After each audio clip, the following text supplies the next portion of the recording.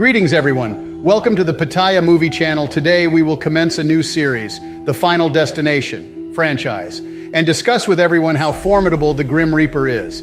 Please be noted that to avoid any warnings, Pattaya will use game over and other terms to replace the sensitive words with no disrespect meant to the departed.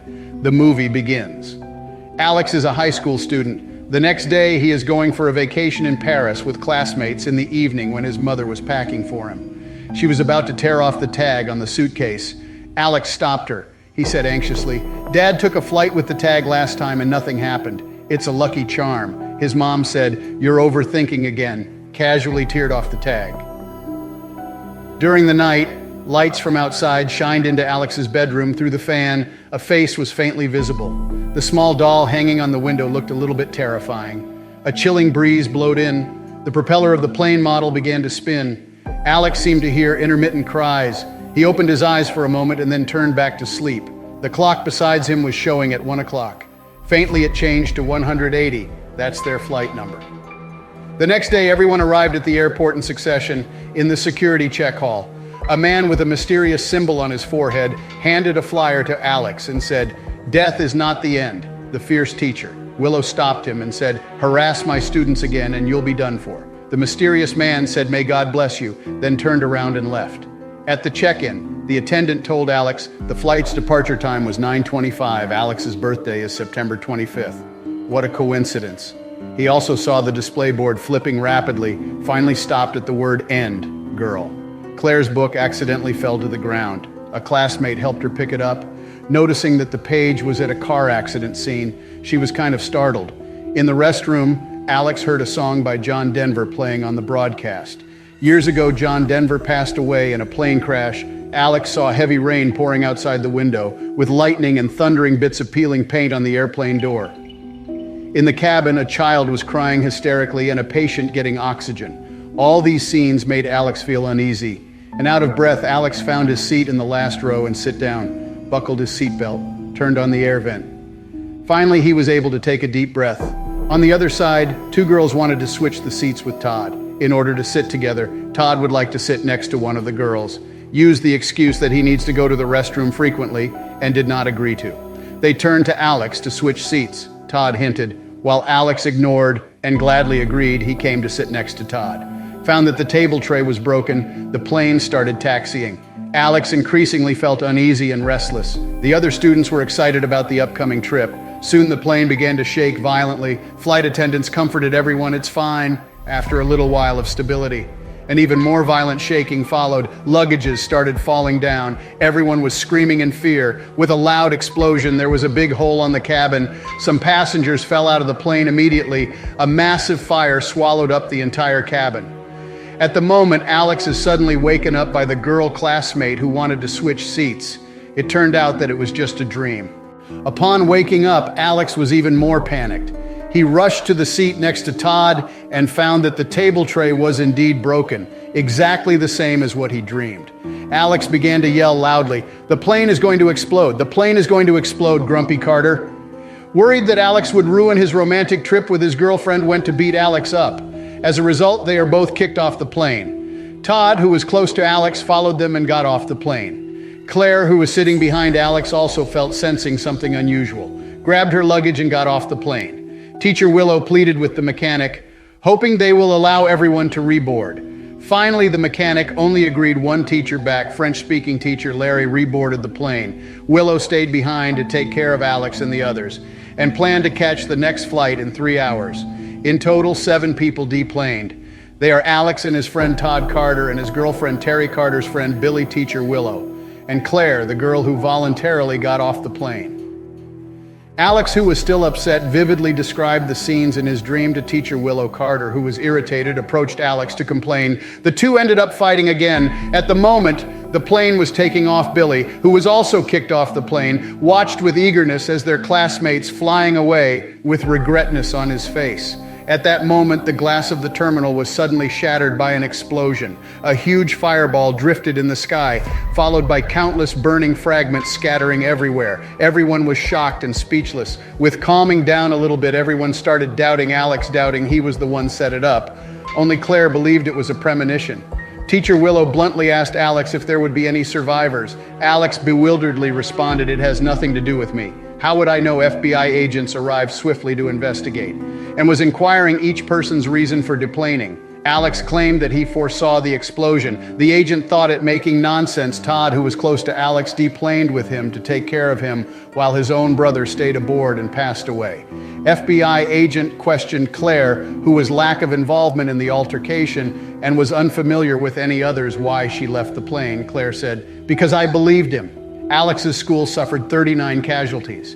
The cause of crash was still unclear at the memorial ceremony. FBI agent watched Alex from afar. Carter and Alex were still at odds, pushed each other once more. Alex tried to comfort Teacher Willow. She said, "Don't talk to me, I'm afraid of you," and left abruptly. Claire approached to Alex to thank him, said, "You saved my life." The memorial ceremony ended. Everyone dispersed. It seems to be an end. But can the 7 who escaped from the death truly be fine? Getting back home at night, Todd started to wash up and accidentally cut his face while shaving. The toilet water pipe behind him started leaking slowly, overflowed to the ground. It seems a shadow passed through in the mirror. Meanwhile, at Alex's home, an owl suddenly landed on the windowsill, then hurriedly flied away. A magazine whirls into a fan. Shattering a scrap of paper landed on Alex's leg. He picked it up and saw Todd's name here at Todd's.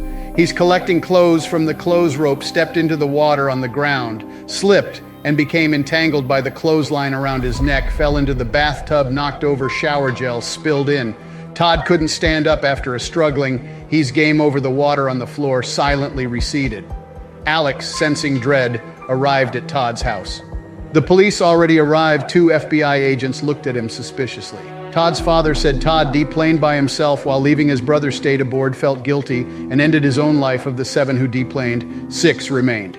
Alex went to look for Claire. On the next day, Claire revealed that she had some prophetic ability. Though she was unsure what exactly going to happen, she also sensed the ominous premonitions. Both agreed that they escaped from the crash, but might still face the doom. Just like Todd, they sneaked into the morgue to check Todd's body in order to determine if it was truly a suicide.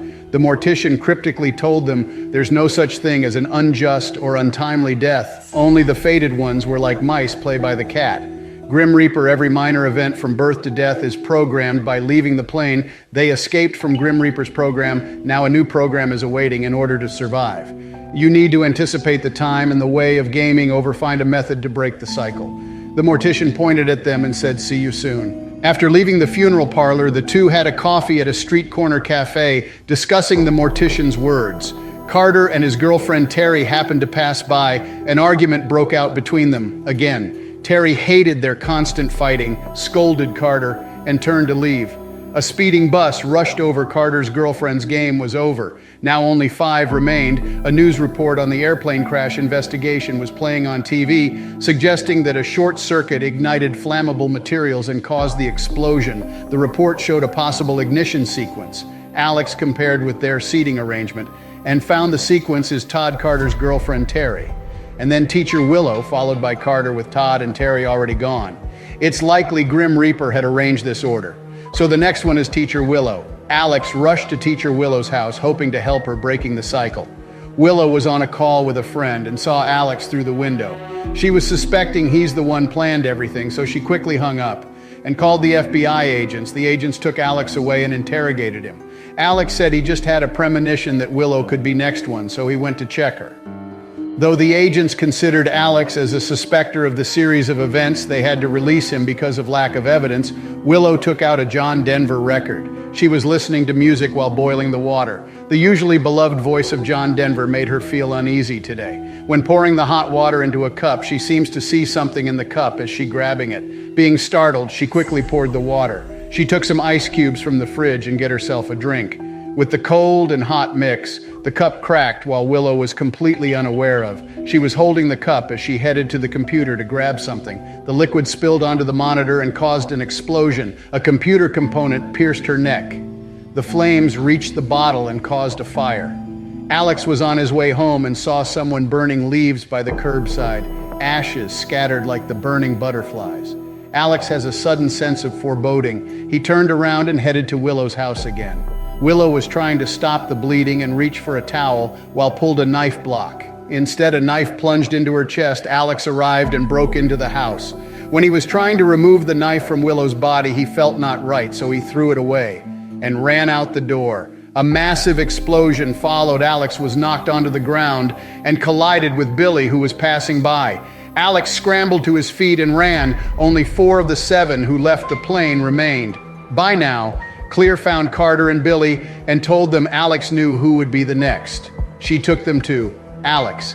Alex left footprints and fingerprints at Willow's house, so the police were hunting for him, and he couldn't go home. Thus, the 4 drove and planned to hide Alex in the cottage of Clear's father for a while. On the road, they discussed who would be the next. According to Alex's analysis, Carter would definitely be the one. Carter thought, given it is what it is, might be meeting his girlfriend sooner rather than later. The more he thought, the more excited he became. He began to speed up the car wildly. The others screamed with fear. At the moment, Alex noticed his seatbelt was broken, which is another ominous sign. After a while of wildly speeding up, Carter stopped the car at the railway crossing. A train was approaching from a distance. He wanted to end it all. The other 3 quickly opened the doors of the car and escaped, persuading Carter to move the car away. As the train came in closer and closer, Carter changed his mind. He said it wasn't his turn yet, then tried to start the car. To his surprise, the once functioning car couldn't start now. Attempting to abandon the car, he found the seatbelt couldn't unbuckle. At the last moment, Alex pulled him out of the car window. A piece of metal from the car fell onto the tracks, just as they thought they had once again escaped from Grim Reaper's program. The metal piece was hit by the speeding train and became a flying blade. Instantly, Billy was fatally injured. The others trembled in terror. Now only 3 remained. Alex excitedly stated he was sure his prediction was correct. This time it should have been Carter's turn, since he saved Carter. It jumped to the next person, Billy, so the next one would be himself. And then it would be Clear, who was sitting behind him on the plane. Alex hid in the cottage of Clear's father from the police. He secured the rope with tapes, plugged the nails on the wall with wooden pegs, placed the oil lamp in a basin of water, wore thick gloves, took every precaution in order to eliminate any potential accidents. Suddenly, a gust of wind swept through, toppled a trash bag. A rolling can hit a fishing rod. The fish hook almost caught Alex. He thought Grim Reaper intended to hook him with the rusty fish hook and gave him tetanus, but he easily escaped from the danger. At that moment, Clear saw the police who were hunting for Alex kept watching over her home. She picked up a photo frame from the table. It was herself with her father, who was holding the same fishing rod, feeling a sense of dread. Clear thought Alex might be in danger, so she told the agent the location of the cottage. The agent asked her to stay home when they were searching for Alex. In the cottage, Alex saw the plane crash news again. This made him realize that maybe they went by the order before the seat changing, so the next one would be Clear, not him. He suddenly be aware that Clear could be in danger. He rushed out the door, dodged the hunting detectives by a rowboat, heading to look for Clear. The police continued their hunting around the lake at Clear's house. An electrical pole suddenly fell in front of her house. Sparks sizzled from the wires on the ground. Worrying about her dog who would be electrocuted, Clear went to untie the dog leash. At that moment, the temporary pool in her yard was punctured by a fallen metal frame. Water gushed out and electrified the entire yard. She quickly climbed back to the house by using a ladder. The house was now at the risk of getting a fire due to the short-circuiting wires. Clear ran to the garage to escape by car. But when she broke the garage door, the car got stuck and couldn't move. A barrel of oil was knocked over, spilling onto the floor. At that moment, Alex arrived. The broken electrical wire fell onto the car. Since the tires and seats of the car were insulating, Alex was temporarily safe from the electric shock. As long as Clear doesn't touch anything, she'd be safe as well. Alex tried to move the wire, but he couldn't make it no matter how much efforts he made. The spilled oil on the ground ignited and quickly spread under the car. Seeing the car was about to explode, Alex decided to grab the wire with his hands to let Clear escape quickly. At the moment Alex was grabbing the wire, Clear jumped out of the car. Right after the car exploded, Alex was pushed back and released the wire. The arrived detectives immediately began rescuing efforts. 6 months later, the 3 who successfully escaped from Grim Reaper's program flew to Paris to complete the trip they planned half a year ago. The trio was sitting at a street corner sipping the beers, excitedly discussing their legendary experiences. Once again, Alex pulled out the seat map he drew and explained the order he believed Grim Reaper had set. The naughty Carter joked, "Since both of us were saved by you to break the cycle, according to the order, you're the next." At that moment, someone behind them began singing a song of John Denver. On the other side, workers were unloading large chunks of meat. A drink on the table was accidentally knocked over by Alex. He was struck by another intense, ominous premonition and decided to leave immediately. Alex was just taking a few steps outside. Clear sensed the danger too. She shouted out Alex's name loudly. Alex quickly stopped. At the moment, an out-of-control bus whizzed by, barely hitting him. The bus kept moving forward, crashing and toppling a utility pole. The pole hit into a huge billboard. The billboard swung like a pendulum. Swooping toward Alex from behind, Carter, with a quick reaction, pushed Alex out of the way. Alex narrowly escaped. Carter said, "I told you that you were the next. You need to be more careful." Alex replied, "I just dodged it." Carter got puzzled and asked who was the next. At the moment, the billboard swung back, heading straightly to Carter.